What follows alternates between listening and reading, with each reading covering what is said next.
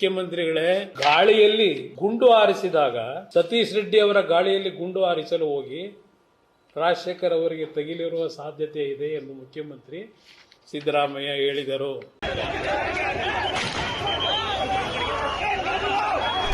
ನಮ್ಮ ಕಡೆಯಿಂದ ಫೈರಿಂಗ್ ಆಗಿಲ್ಲ, ಜನಾರ್ದನ್ ರೆಡ್ಡಿ ಅವರಿಗೆ ಅವ್ರ ಕಡೆಯಿಂದ ಫೈರಿಂಗ್ ಆಗಿದೆ ಅಂತ ಹೇಳ್ತಾ ಇದ್ದಾರೆ. ಇಲ್ಲಿ ಮೇನ್ ಆಗಿ ಏನಾಗಿದೆ ಅಂದ್ರೆ ಡೆವಲಪ್ಮೆಂಟ್ ಕೆಲಸಗಳು ಅವರಿಗೆ ಮಾಡಲಿಕ್ಕೆ ಆಗ್ತಾ ಇಲ್ಲ. ಬಳ್ಳಾರಿ ಗಲಾಟೆ ಪ್ರಕರಣದಲ್ಲಿ ಕೊಲೆಯಾದ ಕಾಂಗ್ರೆಸ್ ಕಾರ್ಯಕರ್ತನ ಶವ ಪರೀಕ್ಷೆಯನ್ನ ಸರ್ಕಾರ 2 ಸಲ ಮಾಡಿದ್ಯಾಕೆ ಅಂತ ಪ್ರಶ್ನೆ ಮಾಡಿ ಕೇಂದ್ರ ಬೃಹತ್ ಕೈಗಾರಿಕಾ ಸಚಿವ ಎಚ್ ಡಿ ಕುಮಾರಸ್ವಾಮಿ ಅನೇಕ ಅನುಮಾನಗಳನ್ನು ವ್ಯಕ್ತಪಡಿಸಿದ ರಾಜ್ಯ ಸರ್ಕಾರದ ಮೇಲೆ ಒಂದಷ್ಟು ವಾಗ್ದಾಳಿಗಳನ್ನು ಕೂಡ ಮಾಡಿದ್ದಾರೆ. ಬಳ್ಳಾರಿ ಗಲಾಟೆ ಪೂರ್ವ ನಿಯೋಜಿತವಾಗಿದ್ದು ಮೃತನ ಶವ ಪರೀಕ್ಷೆಯನ್ನ 2 ಸಲ ಯಾಕೆ ಮಾಡಲಾಯಿತು? ಶವ ಪರೀಕ್ಷೆ ಮಾಡೋದಕ್ಕೆ ಅನುಮತಿ ಕೊಟ್ಟವ್ರು ಯಾರು? ಹಾಗೆ ಯಾರ ಒತ್ತಡಕ್ಕೆ 2ನೇ ಸಲ ಶವ ಪರೀಕ್ಷೆ ಮಾಡಿದ್ದಾರೆ ಅಂತ ಪ್ರಶ್ನೆ ಕೇಳಿದ್ದಾರೆ.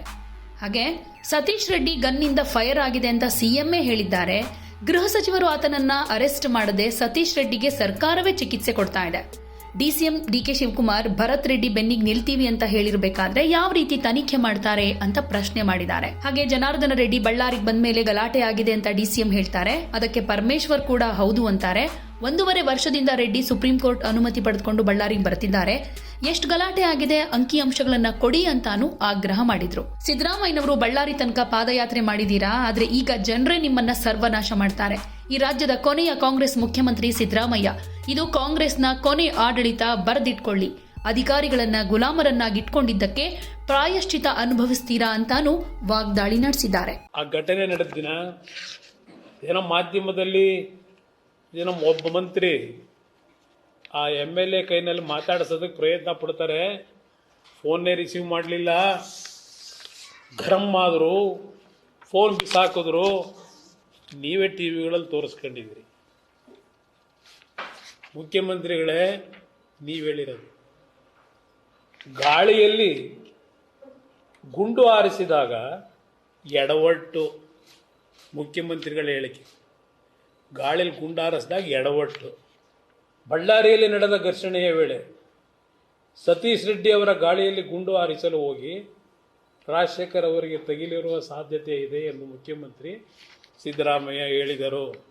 Mister home minister, yesterday you told that you will going to announce CID enquiry. What kind of enquiry you will going to conduct as a home minister?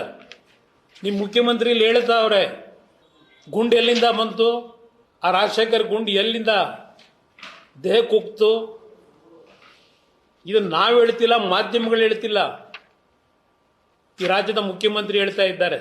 Satish Reddy arrest ಮಾಡಿದ್ರೆ ಅವರಿಗೆ ರಾಜಾತೀತ್ಯ ಕೊಟ್ಟಿರ್ಲಿಲ್ಲ, ಆಸ್ಪತ್ರೆಗೆ ಕರ್ಕೊಂಬಂದು ಇಟ್ಕೊಂಡವ್ರಂತೆ. ಭಾಳ ದೊಡ್ಡ ಘನದಾರಿ ಕೆಲಸ ಮಾಡೋವ್ರೆ ಅಂತ ಸರ್ಕಾರದ ವತಿಯಿಂದ ಅವರಿಗೆ ಚಿಕಿತ್ಸೆ ಇಲ್ಲಿ ಕರ್ಕೊಂಬಂದು ಸಮಗ್ರ ತನಿಖೆ ನಡೆಸಲು. ಏನು ಸಮಗ್ರ ತನಿಖೆ ನಡೆಸ್ತೀರಿ ಸಿದ್ದರಾಮಯ್ಯನವರೇ? ಸಮಗ್ರ ತನಿಖೆ ನಡೆಸಲು ಹೇಳೋರಂತೆ, ಸೂಚಿಸಿದ್ದಾರಂತೆ. ಗನ್ ಘಟನೆ ವೇಳೆಯಲ್ಲಿ ಗಳಿಸಲಾದ ಗನ್ ಯಾರಿಗೆ ಸೇರಿದ್ದು ಎಂಬ ಬಗ್ಗೆಯೂ ತನಿಖೆ ನಡೆಸಲು ಸೂಚಿಸಲಾಗಿದೆ. 4 ದಿನ ಆಯಿತು, 5 ದಿವಸ ಆಯಿತು ಇವತ್ತಿಗೆ. ಕ್ಷುಲ್ಲಕ ಕಾರಣಕ್ಕೆ ಗಲಾಟೆ. ಇದು ಮುಖ್ಯಮಂತ್ರಿಗಳ ಹೇಳಿಕೆ. ಇನ್ನು ಮುಖ್ಯಮಂತ್ರಿಗೆ ಹೋಮ್ ಮಿನಿಸ್ಟ್ರಿಗೆ ಕೇಳಲಿಕ್ಕೆ ಬಯಸ್ತೀನಿ.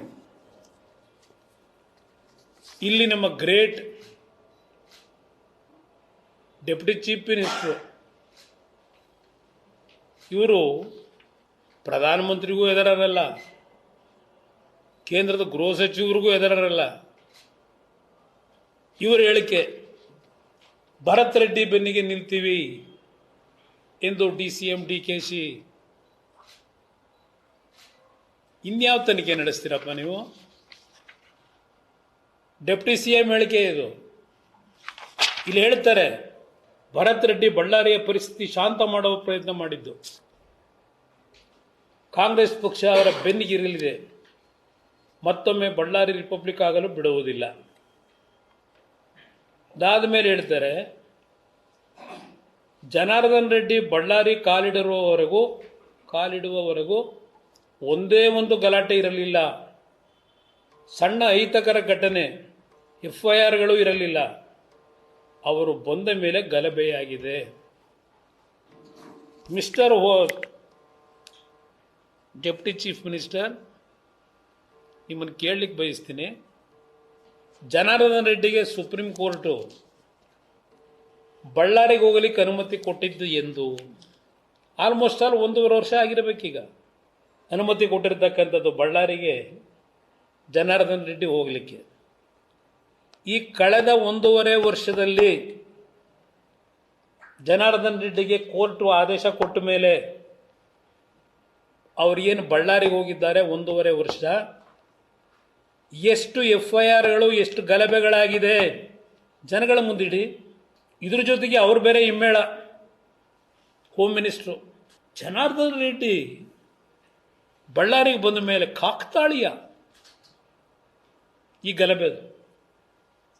ಅವ್ರ ಹಿಮ್ಮೇಳ ಇವ್ರ ಜೊತೆಗೆ ಇರ್ತಾರಲ್ಲ, ಅದೆಂಥದ್ದು ನಿಮ್ಮ ಹಳ್ಳಿಲಿ ಮೊದಲು ಭಜನೆ ಮಾಡೋಕ್ಕೇನೋ ಬರೋರಲ್ಲ, ಆ ಹಿಂದ್ಗಡೆ ಇದು ಹೊಡ್ಕೊಂಬ ಎಂಥದ್ದು ಬರೋರಲ್ಲ, ಹೇಳ್ಕೊಂಡು ಅದಕ್ಕೆ ಹೋಮ್ ಮಿನಿಸ್ಟ್ರು ಹಿಮ್ಮೇಳ ಇದಕ್ಕೆ.